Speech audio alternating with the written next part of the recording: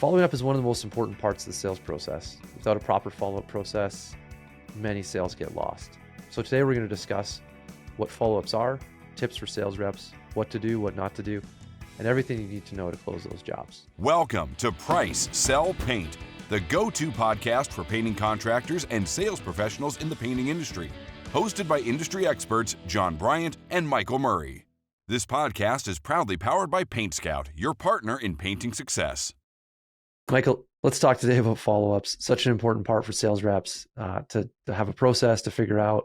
Let's dig into it. I think you and I both have some opinions on this. I think it's really, really relevant to the sales process and making sure that your win rates are high, getting answers on every quote that you do, and making sure that you stay a successful salesperson or sales rep. I think it goes along with a lot of what we've been talking about. Leads are a little bit lighter. Leads are a little bit slower. We have to take advantage of every opportunity. And I think one of the things that in our industry, the sales professionals, we may have gotten away with some bad habits over the last few years is in follow-up. Leads have been plentiful. If I don't book this one, it's okay. I can go book the next one. And I think we're past that point now. I think last year we were getting past that. We have to step up our game and close a higher percentage of the appointments we go on. And I think one of the biggest ways to do that is following up better. So yeah, love it. I love this topic. I'm excited to dive into it. Awesome. Well, I think the first place to start for follow-ups, it really starts back in the appointment, I believe. And so with our team, even for myself, one of the things I had to learn was that I never want to surprise anyone in the sales process. I want to have a relationship with my potential customer that's open and honest. And that starts with, if when we're at the home, if we can't get an answer then and there, which, we always try, we need to follow up. And we want to be respectful of that person's time. And we also want them to know that they're respectful of our time. And so I think this process starts when you're with the customer to say, hey, look, today doesn't work. What's the next step here? What are we going to do? I'm going to send you this proposal, in exchange for my time. Are you able to meet? I mean, that'd be huge. And just to make that concrete, I know you're super busy. What's a good time? Let's get in the calendar. I'm bringing out my phone. I'm bringing out my iPad, getting my calendar out and getting some commitment. So that's the way we do our thing. How do you feel about that? We definitely agree on this topic. So one, I think sales reps have to take ownership of the follow-up.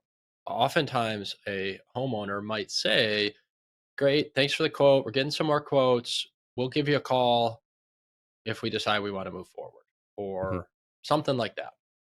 And as a sales rep in that situation, it can be a little awkward, right? Because it's like, now I've got to be a little more direct. I've got to maybe take control of this situation a little bit.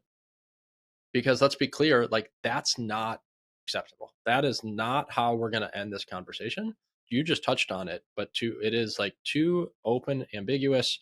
There is no commitment from the customer to ever get back in touch with you. And that is a really good way for a salesperson to get really frustrated because you're just not going to get any answers and you're going to have all these open quotes all over the place and you're not going to be closing nearly enough of them. It's incredibly difficult once you leave the home, oftentimes to get back in touch with the customer. That's really where things break down. And I think a lot of people have questions and people take it really personally, right? But when you really look at it from, having been a customer, having gotten estimates, I get busy. I have lots of conversations. Maybe there was something that wasn't quite comfortable with that estimate. It was maybe higher than you expected. And I think conflict is really hard for people. I know this, right? And this is a conflict moment for a lot of people. It's, I got to tell somebody no, which we're used to a really pushy sales process. I think a lot of us have a lot of baggage about that when dealing with salespeople.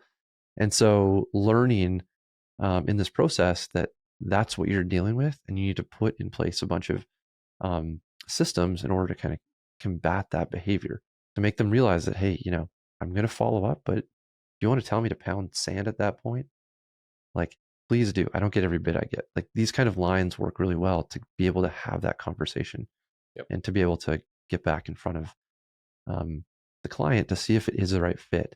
So, yeah. Yeah, no, I agree. I think the way that you posed it and, specifically the way that we talk about it with our reps is The only thing that the customer owes you is an answer, but they Hmm. do owe you that. It is an exchange. I am going to come to your home and I am going to spend my time, maybe an hour, something along those lines. And I am going to help you make a good buying decision. It might be with our company, it might be with another company. You might decide to do it yourself, whatever it is. My job is to help you make that good decision and, know the right questions to ask, get some information so that you can compare your different options and feel comfortable with it. But in exchange for that, all I'm asking is you tell me once you've made a decision Hmm. what that is.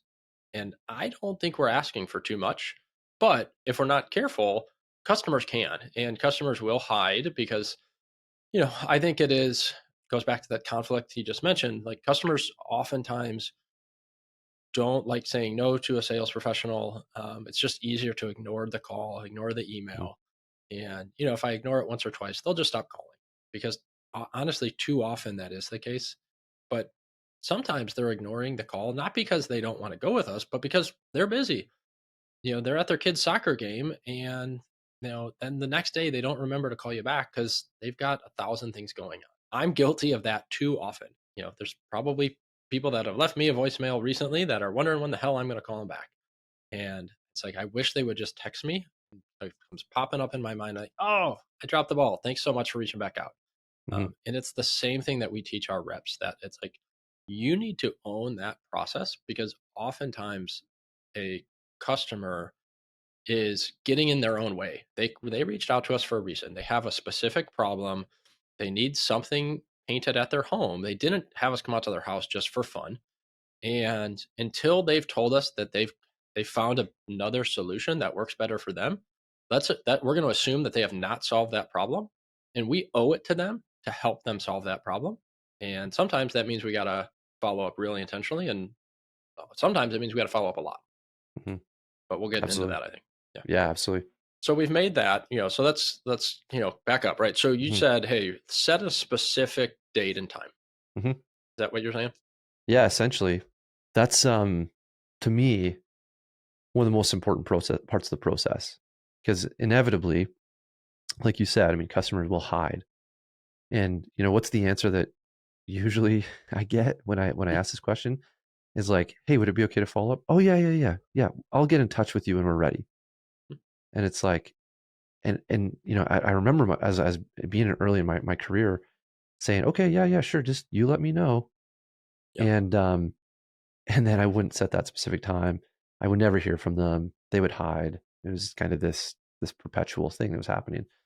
And so what we talked about setting the time, you need to honor that time because it's so indicative of how you treat their business as much as it is about urgency and as much as it is about doing what you say you will.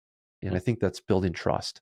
And so I think a lot of people get this wrong. We get busy. We set this time, then we get busy. We don't call, or we Yep. leave it loose and open, and then we try to like desperately get in touch with them later, and it comes off as very desperate. Oh yeah. Hey, it's sorry I missed our call 3 days ago. I'm ready to chat now. It's like that wasn't respectful of their time or your time, Mhm. and it doesn't look good. And Yeah. so, probably what you're saying is like, be on time, do what you say you'll do, and make them feel like you care. I don't know. Do you have a different opinion there? I know it's pretty basic, but No, I mean, I think that's though it is just another opportunity to impress the customer and show them that you're going to deliver on the promises that you made. I think the biggest complaint that I hear from homeowners when it comes to working with a contractor is two things, I guess: poor communication and or like, the timing, the lack of like structured timing. mm, When are you coming out to do this job and how long is it going to take? And then actually showing up when you said you were going to and actually completing it relatively on time. mhm. That and just general communication. And Yeah. this is an example of how we can show somebody that we're not like that. So I'm at your house. Hey, is this something you guys want to get on the schedule today? No, we're going to need some time to think about it. No problem. No problem. Completely get that. I'd like to give you a call so that you guys can let me know when you've made a decision. Would it be okay if I give you a call next week? What would be a good day and time that we could schedule that at? Tuesday at 4 o'clock? Does that work for you? Great. Let me get out my calendar. I want to mark that down. I don't know if you if you want to mark that down, you can, but I'm going to write that down so that I don't forget. And I'm going to call you Tuesday at 4 o'clock. At that point, I'm going to answer any questions you have. Hopefully, you've had a chance to look over the bid. If you haven't and you need some more time, that's okay. You can certainly let me know that, or you can let me know if we're going to be able to work together on this project, whatever, right? Something like that Hmm. is how we go about doing that. One of the things that I just mentioned that's so important is putting it somewhere, writing this Hmm. down. You just mentioned as sales reps, we're getting busy. We got a lot of quotes that we're running around, especially in the summer, and it's easy to forget to do those follow ups on time. And that's where like we have to use the tools that are available. For us, it is using our CRM really well. Um, we're using the Pipedrive CRM right now. That's the one that we like. How about you guys? What software do you guys use to keep track of this? Yeah, we'd use Zendesk Sell. Yep. There's a lot of them. I mean, most CRMs have very similar functionality, and then certainly some have different bells and whistles and things like that. But one of the things that they generally all have as like a basic requirement is the ability to schedule activities similar to on a calendar. You can certainly do this on a Google Calendar or your Apple Calendar or something like that. The CRM obviously is going to give you a little bit more robust information when you go to make that call. You can remember, like, pull up the quote. You can remember, oh yeah, got it. I remember who this quote was and all that. But having some sort of tool like that that you're using is definitely important, if not a requirement. Totally. Yeah. It makes me kind of think a little bit like, as you're talking about this, like best method to follow up, automated versus manual. It's probably worth talking about a little bit because I think after that first call, we've got, if they don't answer, right? Let's play this out a little bit. So that happens sometimes. Yeah, never happened before. So you've got the agreement, you call it 4. And again, like I believe phone call is so important. It is for our company because relationship is really what builds trust. Mhm. After that, you might be able to follow up by text. Mhm. Email follow up might be okay. But those are going down in levels of urgency and importance for me. Relationships happen on a personal level Mhm. through, verbal and physical communication. After that, you're at a disadvantage. Yep. So I always suggest our team, set the follow up so that it is a phone call. If you can't get in touch with that person, we're going to go with, we're probably going to leave them a voicemail. Hey, I missed you. Really sorry about that. Maybe I got the time wrong. Rarely we did, but we'll just say we did. Don't know why we couldn't communicate or get in touch. Love to connect with you. Then we might send a text and an email as well. Looks like I missed you. What's the best method here to follow up? Yeah, I like to remind the potential customer that I'm calling at the time we agreed on. So, Right. again, let's say that Tuesday at 4, it's Tuesday at 4. Hmm. I'm calling. Hi, Mrs. Jones. This is Michael giving you a call. It's Tuesday at 4 o'clock. When we spoke last week, we had set this time up as a good time to follow up, answer any of those questions, and see if we're going to be able to work together. So that's why I was calling. I wanted to honor that commitment. Looks like I missed you. No problem. If you could give me a call back when you get a chance, Hmm. number, whatever, right? Something like that. Then I'm going to immediately send a text message with a similar messaging in it. And depending on where I'm at, I'm soon thereafter also going to follow up with an email. It's just like a saved templated email. Again, kind of similar. Gave you a call, following up, wanted to see where we stand. Please give me a call back when you can. Hmm. Emails, texts, I'm still asking for a call back because to your point, I want to actually have a conversation. Like sometimes what'll happen is a customer will say, if I let them, in a text message, hey, we found somebody else that we're going to go with. And they think that's like end of conversation. No more Hmm. replies should be needed. And I see that as we're starting the conversation. Hmm. But in a text message, it's very easy for them to just stop. Where if we're on the phone, I can, and they say, oh, we found somebody else to go with, I can say, oh, okay, no, I understand. Can I get a little more feedback? Like, was the Hmm. price different or, what was the factor there for you? Hmm. And sometimes, not always, the reason for their decision is inaccurate. It might be, well, they were able to get us into the schedule, in a few weeks, so we decided to go with them. And it's like, okay, to be clear, if I was able to get you in the schedule at that same time, would that be an opportunity for me to be able to earn your Mm, business? I love that. Yeah. And then that's gonna give them a moment of pause, right? And they might Mhm. say, "Well, like, yeah, I get like, you know," or they might say no. Like, they might say, "No, we already gave them a deposit," and that's okay, but it doesn't hurt to ask. So I'm trying to avoid that, like, hiding behind the text message or email if I can. Totally. Both of those methods, it's just very impersonal, right? Like you start moving down that chain and it's dramatically less personal. You get dramatically less information, right? Like text message might be 3 words. I went with someone else. Went with some, that's four, 4 words. And then you're just like, wow, that was a massive waste of time. Yeah. Right. Like, Yeah. and what your point, I think what's great about your point and why I like it so much, what you said was that like we, most customers, especially for painting and trades in general, don't actually understand what they're buying. Mm, They're making a lot of assumptions. And us as tradespeople believe that we've delivered them all the details. But the customer understands like, what, 1% of the yeah. details. And so they're making unintendedly making uneducated decisions. And I've always seen it as part of our team to help be there to make them, to not make them, to help them understand what they're actually doing and the why behind the decisions. So a lot of times, material isn't spec'd properly. Coats aren't spec'd. I mean, there's a lot of things in these contracts that I have been burned personally.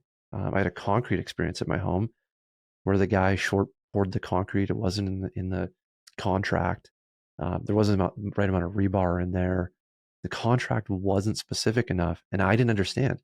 I didn't know what depth of concrete I needed. But had I have had a better experience with a different sales rep from another company to say, hey, let's just stop. I totally understand your decision, but you mentioned you wanted like a high grade concrete pad here for your garage.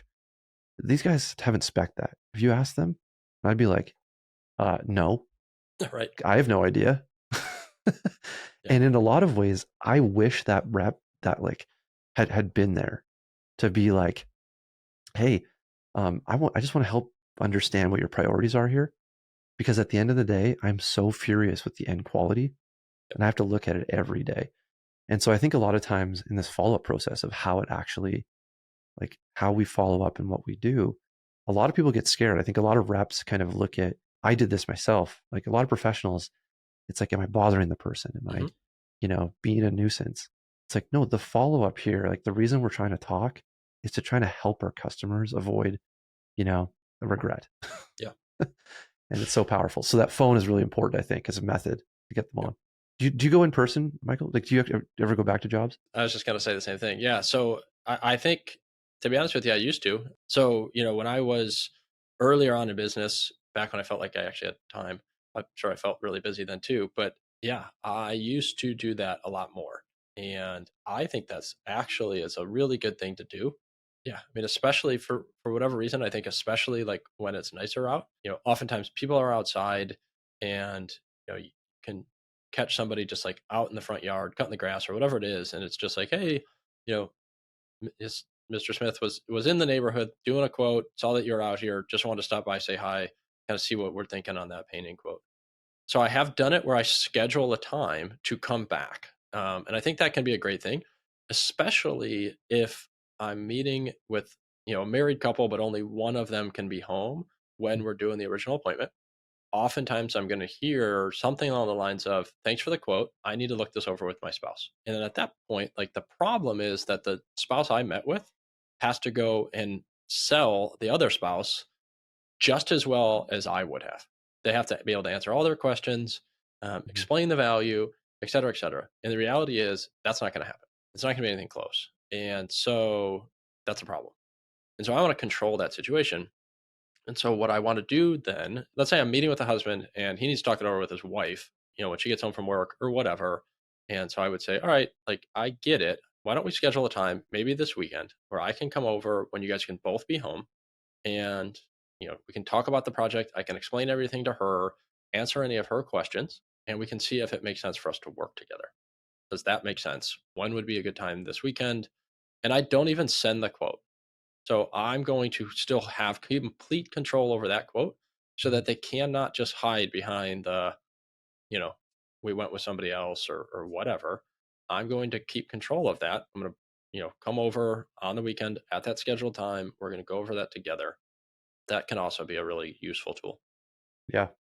I mean, like, when you have more time, and I think when maybe leads are short, it's important, like, kind of in looking at that hierarchy of, like, importance. In person, number one; phone, Yep. number two; I think text is probably number three, and then you got email. And so it's kind of like, how do we use that appropriately for following up when we need work and when we have time? Because Yep. that's kind of like, it's a direct reverse correlation with each other, right? Like, when I have more time, I'm going to be able to do more Sure. in person. When I have less time, I'm going to be doing more email, because those are things that we can actually automate potentially. Yeah. And you can also make the argument though, like how much more time would I have if I was closing 75% of the estimates I went on? So I don't Yeah. have to go Yeah. on as many. Hmm. And it is very much this like finding the balance. Yeah. And again, I mentioned at the beginning, like I think as sales professionals in the painting industry, like I think there's more time. We Hmm. have fewer estimates right now. We're gonna have fewer estimates this year than we did at least 2 or 3 years ago. And like now is the time to do the things that are going to help us close at a really high rate. Hmm. Yeah. Cool. You mentioned like the automated thing before. I'd Hmm. love to come back and talk about that. Sure. Yeah. So we just spent a lot of time talking about manual follow-ups, but I do think there's a place for automation. And so we use that. One of the things that we do kind of, I would say like fairly recently within the last year, we created an automated drip email campaign that starts pretty soon after an estimate is completed and sent, but is meant to basically like assist a sales rep in keeping in touch to not replace them. So the problem I have with email automation is I think we've all been a victim of like really bad email automation, Absolutely. Yeah. where it's like, Victim is the you key word. right. And it's like, the I get an email from the company that's like, hey, is we haven't heard from you. Is this something that you want to do or whatever, right? And I'm like, I just talked to the sales rep like 45 minutes ago, and like we scheduled time for him to come out, and like now I'm like, what the heck is going on? Like, what are we? What? Like, why did you send me this email? And they're like, I didn't Hmm. send that email. Oh my god, right? And it's just like, oh my gosh. So, Hmm. and I was always like somewhat like afraid that if we set up emails like that, that was what was going to happen. And so our email automation doesn't do that. It doesn't ask for a sale. It doesn't ask like, you know, can we earn your business? It's meant to support that. And so it's going to send out some useful information. It's going to be things like, hey, here's some of the most popular colors, and here's some like links to some articles that might help you if you're stuck trying to figure out what color might be perfect in your house. Because that's often a big challenge for somebody is, we think we want to get this painted, but like we probably shouldn't sign the quote until we pick out the colors, right? And it's like, no, you don't have to do that. And so we can like support that.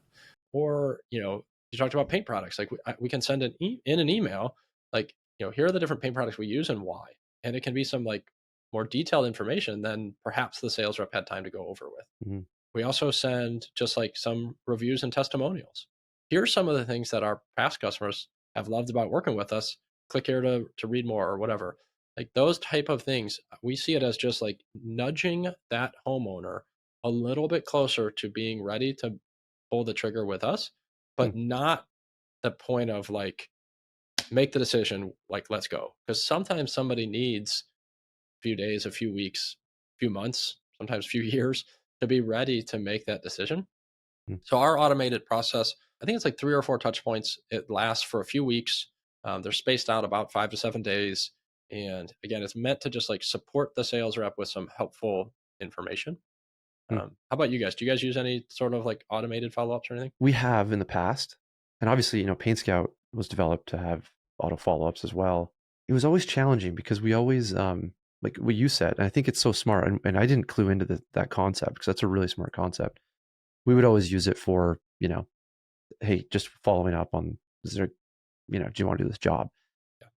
And I felt like we were pestering people. There's such a high degree of trust when it comes to having contractors at your home, that I just don't believe, and you'll have to dig into the data to find out for sure.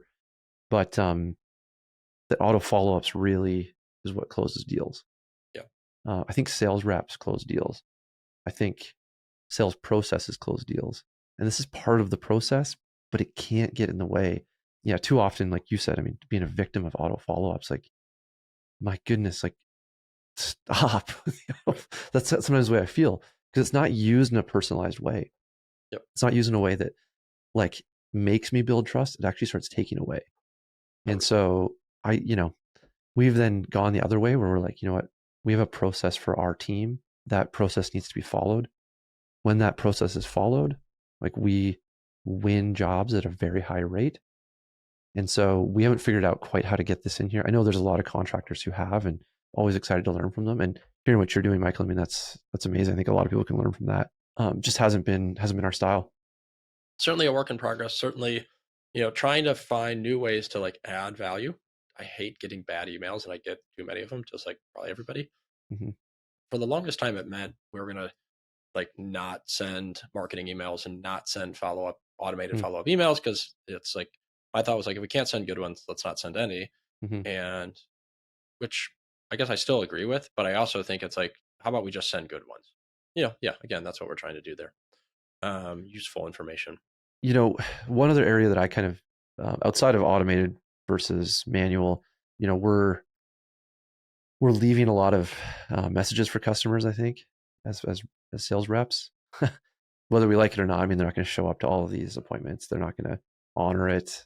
Like, do you have methods you feel work well to get back in touch with customers? You know, whether it's voicemails you leave or text messages you send. Like, is there anything in your system you feel like is really working well? Yeah, I mean, but kind of what I hear you saying is like, if you're not able to get a hold of somebody, is that Yeah, the idea? yeah. Yeah. So I would say one thing is like, I hate the like generic like, hey, just touch and base kind of thing. I want to be more direct with that. So I want to like ask for the sale, ask for concerns and questions. I think the like, hey, just touch and base, like please give me a call back when you can, is lame and like easily just forgotten and avoided. Like, Mhm. no, not gonna do that. It also, strangely enough, like I've heard it said before, it lowers your status in a way.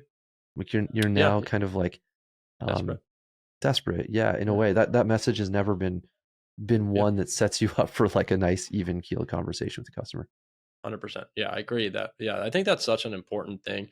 I think it goes back to like setting that expectation from the very first appointment, Hmm. at the very beginning of that appointment. Like, excited to meet with you. We might not be able to work together, but the one thing I'm going to ask is that you're going to let me know whenever you make a decision. Is that a fair? Can we agree on that type of a conversation? It's not just like the customer has all of the power and we're just like begging them for, a little bit of attention or whatever. Yeah. So no, I think that's extremely important. So what do you say then to avoid that? Everything that works for you? Well, yeah, I mean, like I said earlier, I mean, again, I think especially when it's like this scheduled call, I'm going to remind them of that. I'm Hmm. calling at our scheduled time. We had set up we had committed to talk today so that you could let me know where things stand, if we're going to be able to work together or not. And so I wanted to honor that commitment I had made by giving you a call here. Please call me back when you can, so you can let me know kind of what you're thinking. If it is, that doesn't mean they're going to call back. And No. so typically I'm going to wait a day or two and I'm going to follow up again. Typically by like the third call slash email, if I'm getting no response, I'm going to be a little more direct. I think I've heard it referred to as like a, breakup email, breakup voicemail, I guess, where it's basically something along the lines of, hey John, I've left messages a few times this week. Appreciate that you're really busy. I know when we last spoke, this project was important to you. So typically, when I'm not hearing back from somebody, it means that either this project is not something that you're interested in doing right now, or you found somebody else to do it. And so at this point, if I don't hear from you, I'm going to go ahead and close out that quote. In which case, we would have to reprice that if it's something that you're interested in doing in the future. Totally.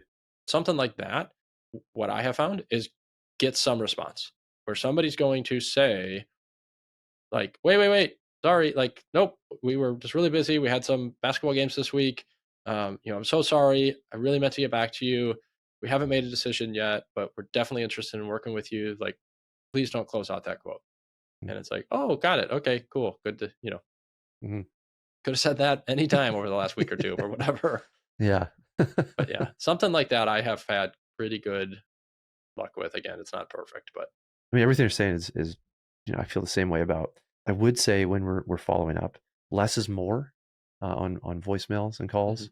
Once you get far enough away from that appointment not being respected, it's like you really don't want to seem desperate about the appointment. So in a lot of ways, we just say, hey, this is John from XYZ Painting Company. Hit me back on my mobile 403, whatever, right? I'm not even referencing the why or the how. I'm just pretending it yeah, never happened. I'm pretending all that stuff never happened, and I'm not emotional about it. I'm just following up, and I don't even yep, mention following up because hey, I'm just following up. Blah blah blah. How many sales reps have ever said that in their life? And how does a sure, customer respond to that? It's like, oh, they just want my money. Blah blah blah. yep, So it's like, hey, yeah, hey, John from XYZ Painting Company, hit me back on my mobile, whatever. End of call. And then the breakup thing. I mean, I haven't heard it called the breakup before, but um, it's really about taking that estimate off the books in a way, right? So like what you said about like doesn't seem of interest to you, we mhm, use some like verbiage around like, this is what our job is. As we agreed, just getting that yes or no is super important. We don't want to endlessly call you here. That's not our point of our job. And so if you can just in one way or another let me know, that'd be great. But yes, yep, and then the other one is like, permission to close your file. yep, Like sometimes when we send that as an email, it's like, exactly, hey, just wanted to get permission to close your file. I haven't heard from you in 30 days. The response rate on that's actually pretty good. People are like, oh, don't close the file. I don't want my job repriced. Like, oh, yeah. Sorry it had to come to this. yeah, Like, I feel like I was part of the solution, not the problem here, but hey, I could be wrong. So, yeah, yeah, at what point do you start sending texts? Like, I know you said one after the, always. The answer is always. Yeah, it's interesting. So we have a newer rep here, and he was doing some, as part of like training with our newer reps, we have them reach out to quotes that we didn't get answers on, like exactly what we're talking about, right? And they got closed out, but not like because the customer ever responded. Kind of like the no response bucket. Mhm. And we keep following up with those people. It's just, typically like the original sales rep might not keep following up. Those are going to go maybe like office admin or new sales reps part of training. So anyway, so recently, just this week, we have a new rep here, and he's doing that part of his training. These are like low value at this point, right? Some of them are 6, 12, 18 months old. Most likely they already had the work done. Maybe they moved or who knows. And, I was talking to him and saying like, yep, so you're going to call, you're going to leave a voicemail, and then you're going to send him a text. And he was like, really? Like text message? That seems like a lot. That seems like kind of personal. I don't want to, invade Mhm. their text message. And I'm like, first of all, like we have followed up with these people half a dozen to a dozen times, like, soon after that quote was done, and they never responded. And they agreed with the original sales rep that they would give us a response, and they never did. And so it's like all we're asking them to do is just respond. And so what I especially like to do is have like simple yes no questions in a text message. Something like, hey, we gave you a quote 6 months ago. Wanted to see, have you guys had that project completed yet? Mhm. Introduce yourself, whatever, right? And then ask that, and they can just respond yes or no. And that can open a conversation. They can just say yes. And it's like, okay, great. Thanks for letting me know. I'll update that and we won't bug you anymore on that. Let Yeah, us know when you're ready for the next project. We'd love to be able to earn your business. totally. Something like that, I think, is like low friction, not hard to do. Yeah. One of the things that we also like to do, even just going back, I mean, again, I am a big believer in text messages. I think more and more that is like a preferred method of conversation. That's how Mhm. I prefer. It didn't used to be that way. I'm old enough to remember when I had to like press the one button 3 times to get it to be a C. And I was like, text messaging is the dumbest thing I have ever heard of. But I've converted. I got my smartphone. I'm Do you ready to go dictate? now. Are you a dictator there, Michael? Like, 100%. Oh yeah. yeah, you just I'm got these driving around long, like talking to myself. endless, poorly formatted messages. Yeah, that's all I want. All I want is AI to like actually be able to do that. I'll be happy because that's like how are we not there yet? we Um, Everybody talks about like the world is ending from AI, and Siri can't even like figure out what I'm asking her. So I don't know nope, what's. no idea. Yeah, like the biggest tech companies, Apple and Amazon. I mean, these whatever. Anyways, we're off. We're Yeah, just sorry. digressing here. So text messages, I think, are vitally important. That's how I want to be communicated with. Mm, Most of my time, my phone is on do not disturb, or certainly like never my phone ringing because I'm often like doing quotes or I'm in a meeting or et cetera, et cetera. But if you send me a text message, I can respond pretty quickly. If I'm at a quote and I can get, a minute or two away from a customer, I can shoot you a text back much mhm. easier than I am going to call you at that time. Or if I'm at my kid's baseball game or something like that, it's like I can text you back. I don't want to be parent up there, with the phone to my ear trying to watch my kids play. So yeah, I'm a big fan of text messages. What we find is that we get great response to that. And yeah, I would encourage it for sure. Yeah, it's kind of interesting. I mean, I've had a lot of conversations with people about like the future of sales, and I think younger generations are a lot more hesitant about interacting with people. I'm sure COVID didn't help that. And so it's like, how do we take that edge off, right? Like, we talked about the auto follow-ups. I don't think text auto follow-up, although you're right, it can be built into the system. It's hard to make that personal and fit with the right timing.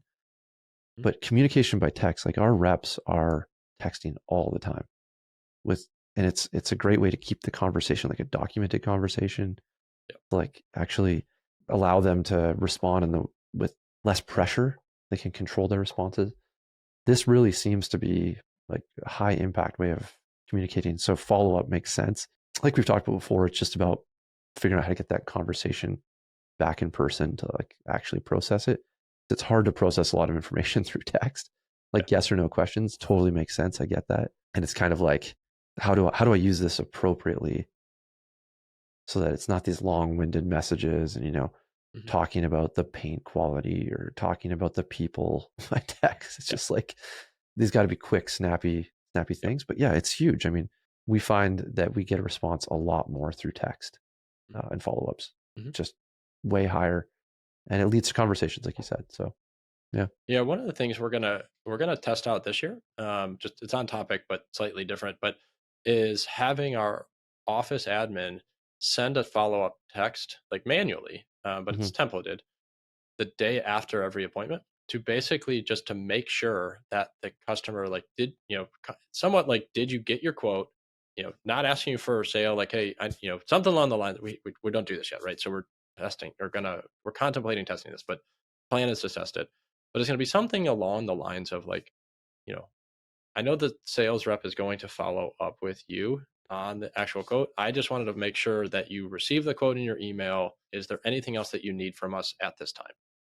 Something along those lines, because one of the things that we have found is that like sometimes that's what happens is email get we had the wrong email address, or we sent it and went to their spam or whatever it could be, and the sales rep scheduled a time to follow up a week later or 5 days later or whatever, and the customer like didn't have their quote to be able to review it, completely out of sight out of mind. Maybe they even feel like what's wrong with these people, they said they were sending the quote and they didn't, things like that. So that's something that we're going to test a little bit. We've got to again, we don't want to step on the sales rep's toes with the follow up, just like we were talking about with the automations, but to try to like have that little catch, if you will, to make sure, yep, everything went well. Sales rep got me what I need. Just need that time to do what we want to do. Got it. Great. Thanks. Hope we can work with you. Whatever. Mhm. Yeah, sweet. Yeah. That's great. All right. So what happens when, so we follow it up, and I think, we've kind of touched on this a little bit, but I just want to make sure there's nothing that we're missing. Like, how Mhm. long do we follow up? Like, what do we need? What if the customer says they just need some more time, or, we're just not getting in touch with them? Like, how long are we doing this for?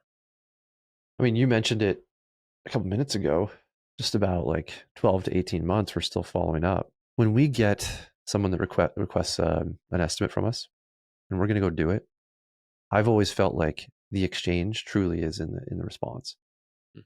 And so we just like, we'll obviously we're really respectful and we are, very, focused on the customer experience of the whole thing. But we're gonna follow up to because we had an agreement. And so that might be, 2 years later, like you said, or whatever it is, we're still trying. Yep. Now, most of our sales process, just to give some context, is done in the first 30 days. Mm-hmm. So we're sending our quotes are valid for 30 days. Our process is for that 30 days. And so if we can't get in touch with you in the first 30 days, that's when we're sending that email of like, hey, like, hey, guess what? You might not be okay with this, but we are, and we're going to close it. Yeah. Because that's why we set that parameter, right? Prices change, but also we just can't wait forever. Mm-hmm. And so that's for us, 30 days. Yeah. What's that like for you guys? Pretty similar. Yeah. I mean, I would say we have booked a lot of jobs, dozens that were a couple years old. Wow. And especially we find that on like bigger projects, exterior painting projects, where maybe somebody moved into a new house, never hired a painter before, have no idea what this costs, and it's a lot of money. We offer some financing options and different things like that, but not everybody wants to do that. Sometimes people just want to save up.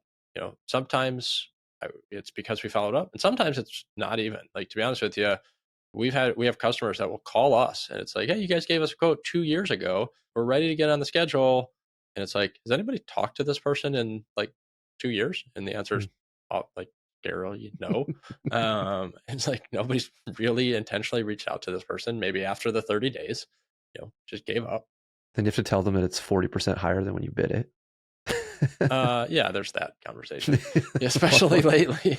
Yeah, exactly. Still, I mean, it's a good opportunity, right? Doesn't mean, yes, prices have probably gone up or have gone up, and we got to have that conversation. But most of the time, customers understand. Maybe not 40%, but at least something. So yeah, I mean, again, it just reminds me. I'm like, why, whether it's 30 days or 60 days or 90 days, like it needs to be longer. Like, some people just need a long time.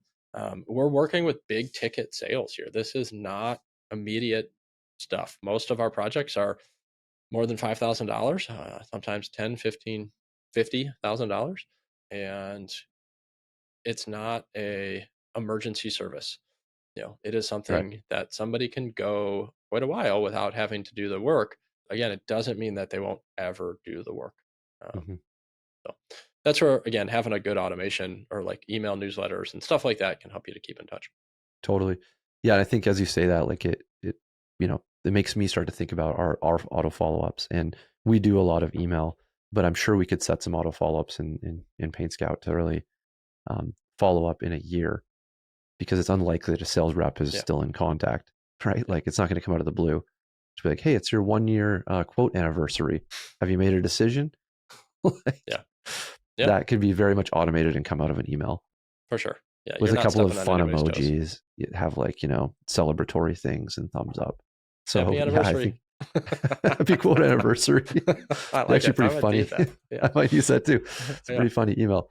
I think something too. I mean, we don't do this, but I think there's an opportunity, is just like something in the mail. Again, I think this is more of that like long term with those like older quotes, call them 6 months plus old. It could be just like a piece of mail touch, because if we had like a bad email address or whatever, it's like things have changed, and it's like it's just another. If we keep trying the same contact methods and it's not working, it could just be the contact method rather than the person has decided not to work with us. Totally. Yeah, that's a very good point. I mean, like mail, handwritten notes, handwritten note services, figuring out how to run those through your process. I mean, that's a huge part. I mean, we'll have to cover that in another chat, but how to use direct mail to your advantage, because there's so much clutter out there, even for text messages. Like, how many companies are texting offers and stuff now? Sure. Email, but I think direct mail is still people get it, people see it. And so how do we use that? But definitely a discussion for another time. Yeah. So, for sure. Yeah. Do you guys do any sort of follow up after somebody has told you no? Like, hey, we're actually going to go with somebody else. Is that, you ever going to talk to them again? Are they ever getting anything? Or is that just like, great, thanks? Currently, no, but we might start sending anniversary notes. Do you? Again, they're going to get like email newsletter. Okay. Yeah, we do that too. Yeah, they're on our list, right? Yeah. But specific to that project, I would say no. But I think there might be some opportunities for that. Cool. Yeah. Well, let's kind of what I feel like a natural end to the conversation today. And maybe just to recap, like my point of view here is that follow up is important. When you're not winning enough jobs, follow up might be part of your issue. It's to the customer's benefit. We need to remember that.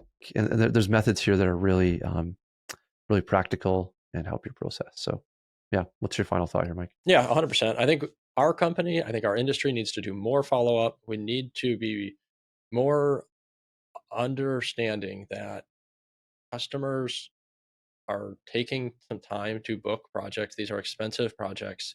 We need to take the ego out of it. We need to not think like, well, like they're going to book with me. Of course, they're going to, when they're ready, they're just going to book.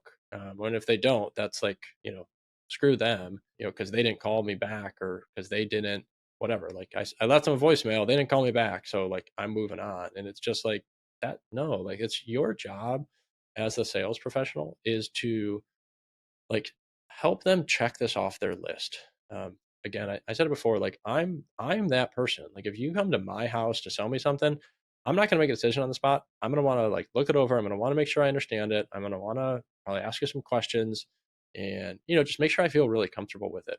I'm also really busy. I'm coaching my kids' sports teams, running the business, you know, doing the podcast, doing all the things, right?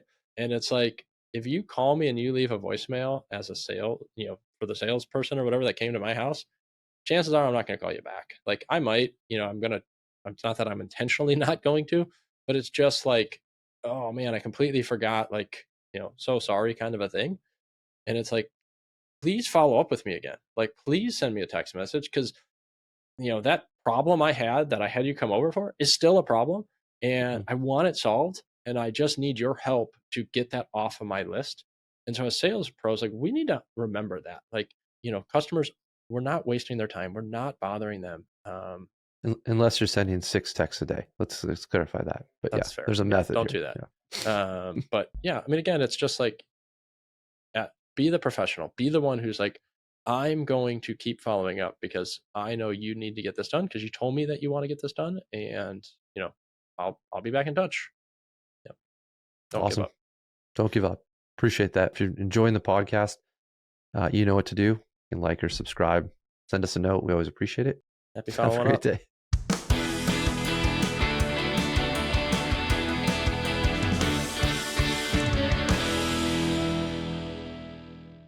This podcast is proudly powered by PaintScout, your partner in painting success.